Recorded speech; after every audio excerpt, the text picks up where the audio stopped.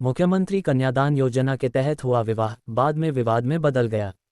पति द्वारा अज्ञात कारणों से फांसी लगाकर दे दी जान। इसके बाद मुसीबत में पड़ी युवती को अपने मायके से मिला दहेज का सामान वापस पाने के लिए कानून का सहारा लेना पड़ा।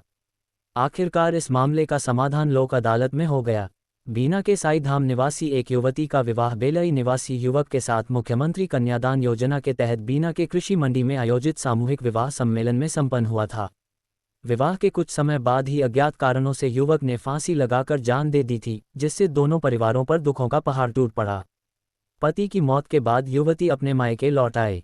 इस दौरान उसे अपने माता पिता द्वारा दिया गया दहेज और गृहस्थी का सामान वापस नहीं मिल पाया, जिससे वह परेशानी में पड़ गई। मजबूर होकर युवती ने अपना सामान वापस पाने के लिए न्यायालय का सहारा लिया और कानूनी लड़ाई शुरू की।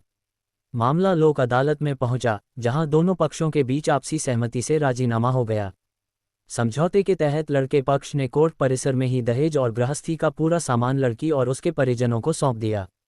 लोक अदालत में हुए इस समझौते के साथ ही दोनों पक्षों के बीच चल रहा विवाद समाप्त हो गया और युवती को उसका हक मिल गया।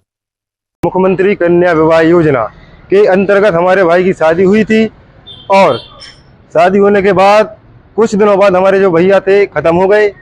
खत्म हो जाने के बाद जो हमारी भाभी जी थी उन्होंने हम लोगों पर केस लगा दिया। केस लगाने के बाद लगभग 1 साल तक ये चलता रहा। चूँकि क्या है, आज ये लोक अदालत थी, इसमें आज फैसला भी होना था और निराकरण भी होना था दोनों पक्षों के बीच में। तो जैसा उनका जो भी कुछ सामान था हम वो भर के आज सामान में टैक्सी में यहाँ पे लेके वहाँ पे बीना पे आ गए हम लोग, और यहाँ जमा करने के बाद उनका सामान उनको दे देंगे। हाँ, माने वो राजीनामा कर लिया है।